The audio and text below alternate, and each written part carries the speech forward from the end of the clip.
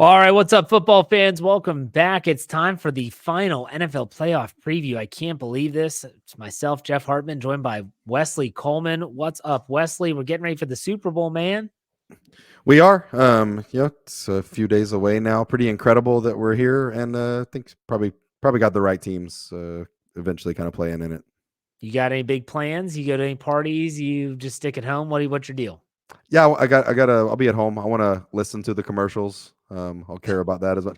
Listen, if there's a Deadpool 3 trailer, I want to see it, and Okay. I'm excited about that. So I'm hoping for a big rebound on commercials because I feel like in the last few years it's kind of fell off. Like I feel like Super Bowl Yeah. commercials and Saturday Night Live aren't good anymore. No, they're not. Let's They're see if we not. can rebound with some good Super Bowl commercials.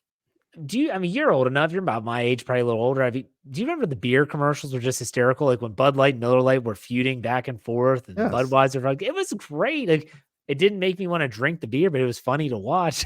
it was great. No, it was so much fun. So it'd be Bring those freaking things back is what I'm saying. And my kids just want to see the Despicable Me 4 trailer and the Kung Fu Panda 4. They're super pumped for this. So you're looking at Deadpool, and I'm looking at animated films. Nonetheless, we're here to talk about the Super Bowl, people. And the Super Bowl 58 is going to kick off. And I first want to ask you what you think about this spread. I've asked everybody this. The spread started out as I saw opening line San Fran minus 2.5. Then it shifts, and it's only 1. I never saw it at Pick'em. Now it's gone back up to San Fran minus 2. What are your thoughts on that? I saw it at 1.5. I didn't know it'd gone back up to all the way to 2. Yeah. I'm gonna guess that there's gonna be a lot of movement at the very, very last, like the last 12 hours or so. Yeah. I'm guessing that anybody who can get Kansas City and then get a couple points, the Kansas City money is going to come in pretty late. I'd see this probably getting back to 1, getting pretty close. If you're taking the Chiefs, yeah, put that money down now when you're getting 2 Yeah, points. That's what I right. would. Oh, I was meaning the 49er money. Yeah, so I think that this has got to be, you got to be nervous about this. But Yeah. we'll I don't know, like that. It's a close game. It's supposed to be a pick 'em. It's kind of weird to see with the route that the two teams took to get here through the playoffs. I don't know that I would assume this was going to be the Kansas City getting points with the Yeah. way their defense has played the last couple of months and the way that you can make a case that against the Packers and against the Lions that the 49ers looked like they were going to lose both of those games for a significant part of the game. At least it was going to be close. And I don't know if we were ever too really worried about the Chiefs, especially with even if it was a 1-score game with the Ravens. They kind of were in control of that game. So I don't know. The one part about this whole line is not the spread. The spread it's pretty close. It's going to be a close game, I think. Yeah. For me, is like the total is 47.5. That's high, in my opinion. Super hot. It's high just for one reason, because of the Chiefs. The Chiefs don't give up points, and they're not really scoring too many No, points. they're not. And it's tough to see. I mean that getting that high, like just because of what the Chiefs are going to do. Yeah, and I think back to okay, so I go back to the AFC Championship game. You bring up the Chiefs, and you're 100% correct. And I remember the first quarter, we're thinking, man, this is going to be a shootout. It's going to be a shootout. Final score 17-10. There was 3 points in the entire second half, and they were scored by the Ravens. It was Yeah. I don't know. This is just weird. And let's talk about it. Let's talk about this game. Let's talk about first. I want to ask you, is there a team that you think benefits most from the extra week off? well, honestly, both in this situation. The Chiefs are dealing with some injuries, and they're actually the only ones listed losing some players. I think Joe Tooney needs to play to help the Chiefs offensive line. Having said that, the 49ers have been beat up all year, and we've kind of talked about that Christian McCaffrey and Deebo Samuel have both just been beat to bits, both missed games, and I've talked about it for the entire playoffs that if either one of those players is missing, it greatly handicaps the 49ers and what they can do. If either one of those players is missing, Brandon Ayuk disappears. Yeah. And Brock Purdy goes back to league average quarterback. When they're both playing, Brock Purdy can be an MVP candidate. Yeah. So I think both of them need that. Honestly, in the grand scheme of things, I think it helps the 49ers the most right now.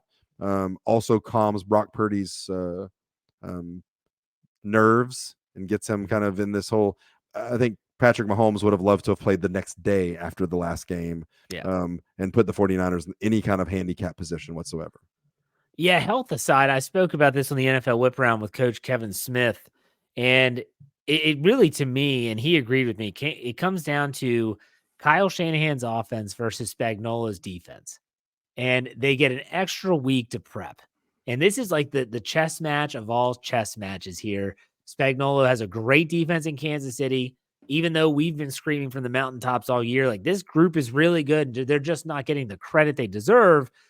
But then there's this offense that, boy, does he know how to scheme guys open. And when they're all healthy, that is a top-notch offensive unit. This is going to be one that maybe I just think it's going to be so much fun to watch if you're a football fan. Who do you think this favors, though? The extra week for Shanahan's offense or Spagnuolo's defense? Yeah, I mean, I'm going to say that it helps the defense purely because of what Spags has done, or what this Kansas City defense has done. I think the last 9 games is like one of the greatest 9-game runs Yeah. that we've seen. Like they're talking about in decades of what this team has done, and the points that they're allowing and the yards that they're allowing is insane. And don't get me wrong, it's hard to go back on this 49ers offense and find them have a bad game over the last 10 games, except for the Ravens, which just dominated them in the big matchup. Yeah. But I really think this defense, if we're comparing the defense versus the defense is the more dominant, like historical defense with what they're doing and not getting talked about because Patrick Mahomes is being historical on the other end of the field, or the other end of the side of the ball. So I'm going to say that it helps the defense the most. The offense isn't going to change. The defense is going to see more and more motion and more plays. And we've seen in Super Bowls that it comes down to just enough video and tape watching to where a cornerback goes, oh, that guy just flipped that way. Here's this route. And when I jump this route, I've got a touchdown going the other way. It's just enough. It's very rare in the NFL do you have 2 straight weeks of watching tape and preparing for something. But we've seen Super Bowls. Tracy Porter did it for the Saints, of watching a famous Peyton Manning play over and over and over again. And he's talked about that he knew as soon as Reggie Wayne went in motion, oh my God, I'm fixing to intercept this ball. And he took it down for a touchdown that won the Super Bowl. So I think in the defense and what Spagnuolo is doing, it gives them a little bit of a leg up if you can have one against Shanahan. Let's talk intangibles. What are your thoughts? My thoughts on that? I've always leaned on the defense there. I always have, because I think on offense, you get an extra week, but how much can you really change in a week? Even if you have upper echelon talent across the board, you might put in a couple wrinkles. I know Coach Smith, he talked about how Kansas City in the playoffs last year, they always ran this motion, and they ran the motion right before the ball was snapped. And then in the Super Bowl, they stopped at the tackle, and then they basically V-cut back out, and it was a big play. That's a wrinkle. That's not changing an entire scheme. The defense can start to really get chaotic in terms of how they want to cause chaos, how they want to establish pressure on the quarterback, and it's a young quarterback. And so when Spagnuolo, he give him an extra week, he might be able to dial up some stuff. We'll see. So I'm going to lean on the defense there, but I want to talk about intangibles here, the things that might impact the game that we don't necessarily see. And what do you think could just impact this game? Clearly, we're talking neutral site game. I do think there's going to be a lot of 49ers fans. I don't know how in the hell anyone's affording to play in this, to go to this game. I think I saw tickets that were down in the lower bowl for like $50,000, like some absurd amount of money. But nonetheless, it's a Super Bowl. There's never really a fan base that seems to dominate one over the other. So it's a neutral site game. That would be one of those. Is there anything that you can think of that might impact this game that maybe isn't being talked about a lot? Well, so I don't know if it's not being talked about anymore right now, but Jawan Taylor is the most penalized player in the NFL this year. Yeah. And it was talked about a whole lot really early in the year. And it was good to talk about because the Chiefs were struggling, and maybe cost them a game. But this is a guy on a big 4-year, $80 million deal who has not been great. Into the playoffs hasn't been great. And I think it's easy to say that Bosa is a difference maker, but he's lined up against Juwan Taylor. Yeah. And so I'm not, I think that could be a big one there. And then on the other side with the 49ers, Brock Purdy hasn't played in a Super Bowl. And this is a guy that's basically got, 23, 24 good starts or whatever in his career. We've heard from lots of players that once you get in this whole week of media and the workouts are different and all that kind of stuff, that it can get in your head. And so we'll see both of those for each team. Yeah, you took mine there. I was going to go with pressure. I was going to go with pressure. And you think about Patrick Mahomes and Travis Kelce and all their coaches. They've been there, done that. And when you saw the AFC Championship game, you saw an experienced team baiting an inexperienced team like the Baltimore Ravens into stupid penalties, into playing out of context, not playing the way they usually do. Now, the 49ers have experience. I don't want to pretend like they don't. They were in the NFC Championship game last year. It's just that one position, the quarterback. Like, can he overcome maybe a slow start? Can he overcome an early turnover if he does happen to turn it over? And there's a chance that he does. I don't know. I don't know. I know that Brock Purdy has a lot to prove to the national media that have been bashing this guy, saying system quarterback, things like that. He hears it. He hears it. And now the 49ers already talk about pressure. They're complaining about the practice field at UNLV not being as good. To me, that's adding pressure to what you would hope to be a really, hey, let's just keep it as normal as we can. Let's get our work in. Let's stay focused. No, now we're blowing things up with the practice field and stuff. I don't know. That's going to be a huge facet of this game. You'll never see it on Brock Purdy's face. He seems like he's pretty cool, calm, and collect. But inside, he could be a freaking ball of nerves, and that could be a big difference. If we're just talking about pressure and trying to manufacture pressure on the Chiefs side, there's a lot of rumors that this is Andy Reid's last game. And there's a lot of less rumors, but there's still rumors that Travis Kelce is going to retire with his brother, Jason Kelce. If that's more known or felt in the locker room and not being obviously confirmed, does that put pressure on the other players to let those guys leave with Super Bowl victories versus, man, this would be the terrible way to go out? That's a good question. And that's I've heard those same rumors as well. And I'm sure that if it doesn't happen, I'll go back to 2004. The Steelers were 15-1, Ben Roethlisberger's rookie year. They lose to the Patriots in the AFC Championship game. Jerome Bettis is supposed to retire. Hines Ward's crying in an interview after the game, the day after, like locker cleanout day, bawling. Jerome didn't win it. Oh my gosh, we were going to win. They talked him back into one more year. They win in 2005. I could see that type of situation happening, at least for Kelce, if not for Reid as well. But at the same time, there might be a little added pressure. I don't think it would be close, though, to the pressure of Brock Purdy, because I think that stuff, that's intangible stuff that wears off. Once the game starts, you're not thinking about Travis Kelce maybe retiring or Andy Reid. With Brock Purdy, he's probably thinking, okay, this isn't just a regular game. Like, this is the freaking Super Bowl. That's a different ball of wax, man. Yeah, for sure. And this is millions and millions of dollars for Brock Purdy, who's on a terrible 4-year deal with $750,000 guaranteed. Yeah. I mean, there's kids making NIL deals 3 times that. Crazy. I'm surprised you didn't say Taylor Swift. I mean, she's hopping on a plane and driving and flying straight there. I mean, hey.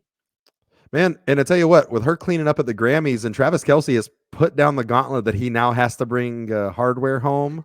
He's going to have to follow through. Like, he may be needing to get Super Bowl MVP consideration in order to actually compete with her now. Well, if he has a stat line like he had in the AFC Championship game, 11 catches on 11 targets, over 100 yards and a touchdown, it would be tough not to give him the MVP. So I do want to ask you, so who does the NFL want to win this game? I honestly don't think they care. Okay.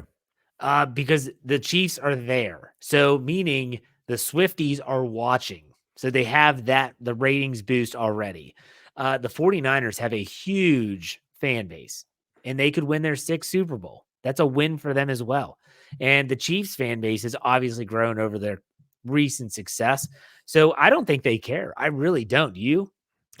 Well, so I had somebody recorded a show earlier this week where somebody said that they thought that the NFL wanted the Chiefs to win. And I counterpointed with kind of what you were alluding to, that, well, if the Chiefs lose, then maybe it makes Travis Kelce come back another year instead of retiring. So we get to do this Taylor Swift is at every game, because if the Chiefs win and Travis Kelce retires, do we lose the Taylor Swift fans forever? I don't know. It's I'm sure gone. they'll It's keep over. some. I'm sure they'll keep some. If you would have said in the AFC Championship game, who does the NFL want to win? Oh, it's the Chiefs. They It was want the the Chiefs Chiefs for to win. sure. Absolutely. So, okay, let's talk about more down to brass tacks here about the game in and of itself. And we talked about the spread. We talked about the total being 47.5 points, which we both thought was high. But I don't want to, we'll get to our prediction here in a second, but how do you see this game even played? It's really difficult for me to do this in a Super Bowl, any Super Bowl, based on the fact that it always seems to be slow to start. Teams are kind of getting a feel for each other. I can't think of the last time a Super Bowl started fast, where teams were moving the ball up and down the field. So maybe it was Atlanta, New England, when they went out to a 28-3 lead. We all know how that ended, but still, how do you see this game playing out?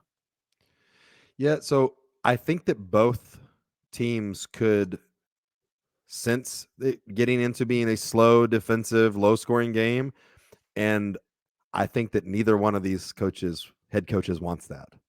I think that both of these head coaches, I could see somebody going for a trick play early, going for some sort of kind of rocking the boat and trying to get an offensive advantage, because this should be a low scoring game with the way that they're both playing. So, and these are both so defensive teams with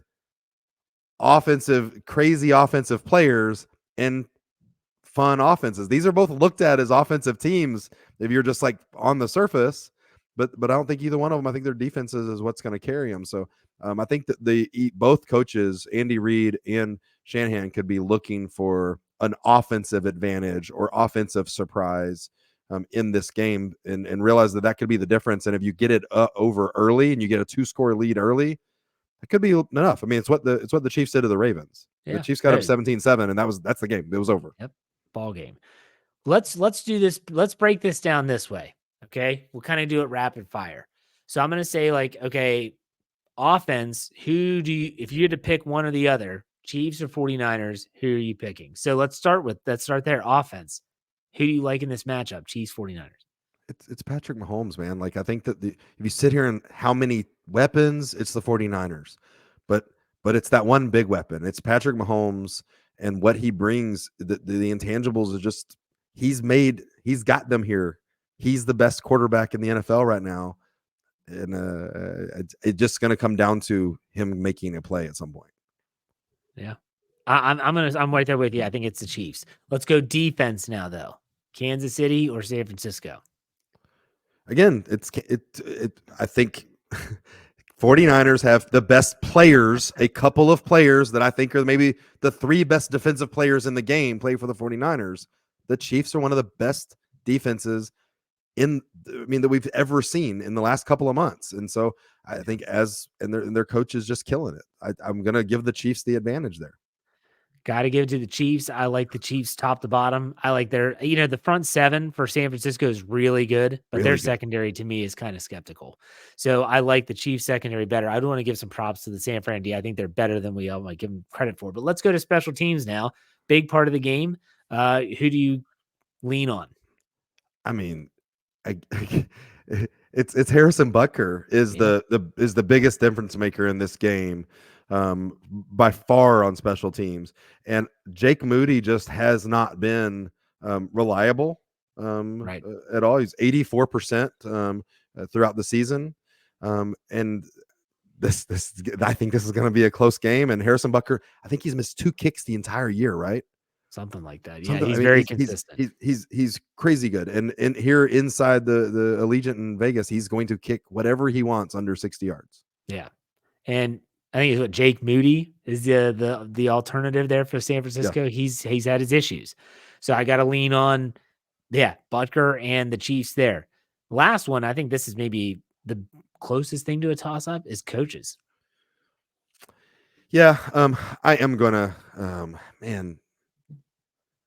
So I'm gonna give this one barely to the 49ers, just on the fact that they have an incredible, super talented young quarterbacks coach named Clint Kubiak, Oh, who just got God. hired by the I knew Saints. you couldn't go through a whole freaking show without bringing up stupid Saints. This guy's an up and comer. He's gonna revolutionize the game, and he may do it right here in the Super Bowl, where he puts his stamp on the Clint Kubiak special. This one's a close one, but the 49ers and their overall offensive scheme and what it does is honestly unmatched. What Shanahan has put out in the coaching tree that he's developing is crazy. So I'll give it to him just barely over Spags. So for me, I'm going to give it to Andy Reid for one reason. Andy Reid's proven that he will be aggressive. And for me, in a big game, I'd rather have a coach that's aggressive. And Kyle Shanahan has been known to clam up in big games and get uber conservative. I'm going to take the aggressive coach. I'll go with Andy Reid. So for me, who's Jeff picking? You just heard it. I just said everything Chiefs. So I'm definitely taking the Chiefs. Here's my score. I've got the Chiefs winning this game. I think it's going to be higher scoring than we think, even though we said I can't believe the over-under. Sometimes these games do loosen up, and sometimes people take gambles and they don't pay off. I've got the Chiefs winning 27-24. Take the over. Take the Chiefs getting points. I like Kansas City to win. What's your score prediction, Wesley? You said 27-24? Yeah. Okay, so I'm a 25-20. 25. How do they get to 25? I think the Chiefs are going to kick 6 field goals and score a touchdown. I really think it's going to be the difference. I think they're just going to get close and they're like, I don't care, kick it. And I think they're going to end up. That's okay. That's my, fine. This is one of those weird numbers where you're like, oh, 25. How did they get to 25? So no, it's a big dog. The dog likes it. All right. So hey, there you have it.